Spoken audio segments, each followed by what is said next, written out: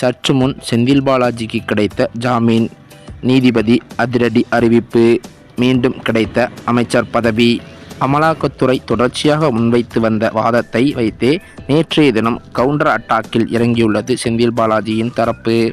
அதாவது சட்டவிரோத பண பரிமாற்ற வழக்கில் கடந்த ஆண்டு ஜூன் மாதம் 14ஆம் தேதி அமைச்சராக இருந்த செந்தில் பாலாஜி கைது செய்யப்பட்டார்.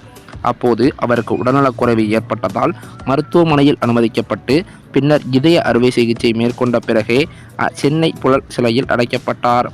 பின்னரோ செந்தில் பாலாஜியின் ஜாமீன் மனுக்கள் 4 முறை தள்ளுபடி செய்யப்பட்டன. 19வது முறையாக பிப்ரவரி 15ஆம் தேதி வரை அவரது நீதிமன்ற காவல் நீட்டிக்கப்பட்டது.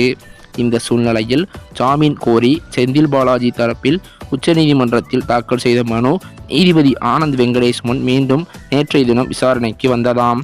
முன்னதாக இந்த வழக்கில் ஜாமீன் கோரிய செந்தில் பாலாஜியின் மனுவை தள்ளுபடி செய்ய வேண்டும் என்று அமலாக்கத்துறை தொடர்ந்து வலியுறுத்தியும் வந்தது. செல்வாக்குமிக்க அமைச்சரான செந்தில் பாலாஜிக்கு ஜாமீன் வழங்கினால் சாட்சிகளை அச்சுறுத்தக்கூடும் என்று அமலாக்கத்துறையும் தெரிவித்ததாக தகவல்களும் வெளியாகியுள்ளன. மேலும் நீண்ட காலமாக சிறையில் உள்ளதாக செந்தில் பாலாஜி தான் விசாரணையை தொடங்க விடாமல் தாமதப்படுத்துகிறார் என்று அமலாக்கத்துறை தெரிவித்துள்ளது. செந்தில் பாலாஜிக்கு எதிரான பணம் பரிமாற்ற எதிரான தடை சட்ட வழக்கின் விசாரணையை துவங்க தயாராக இருக்கிறோம் என்றும் அமலாக்கத்துறை தெரிவித்ததாம். அது மட்டுமல்லாமல் இந்த வழக்கில் நேற்றைய தினம் அமலாக்கத்துறை பதில் மனு தாக்கல் செய்ததாம். அதில் செந்தில் பாலாஜியின் சகோதரர் அசோக்குமார் இன்னும் தலைமறைவாகத்தான் உள்ளார் என அமலாக்கத்துறை தெரிவித்துள்ளது. ஆவணங்களை திருத்தியதாக செந்தில் பாலாஜி தரப்பில் கூறப்படும் குற்றச்சாட்டு தவறு என்றும் அமலாக்கத்துறை தெரிவித்துள்ளதாம்.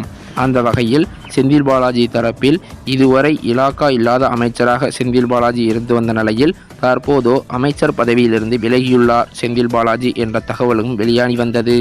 இந்த நிலையில் சென்னை உயர்நீதிமன்றத்தில் நேற்றைய தினம் பிற்பகலில் செந்தில் பாலாஜியின் ஜாமீன் மனு விசாரணைக்கும் வந்தது.